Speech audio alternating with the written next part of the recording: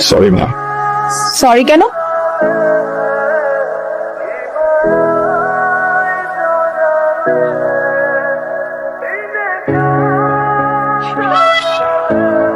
ওমা কি সুন্দর, তুই কি বিয়ে করে ফেলছিস?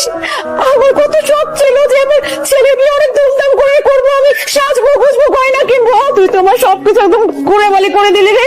এখন আমি কি করবো? তুই বিয়ে করে ফেলেছিস? দেখো আমাদের বৌমা কত সুন্দর। কথা বলছো তো আমি, ছেলে বউর সাথে কথা বলতে দাও। নাম কি? তানহা আঙ্কেল।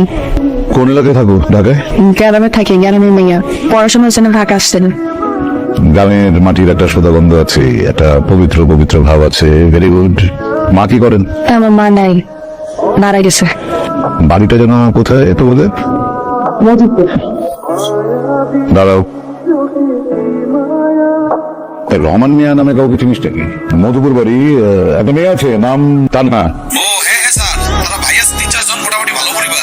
তারা স্যার মধুপুরে রাজনীতি করে, পলিটিক্যাল ফ্যামিলি।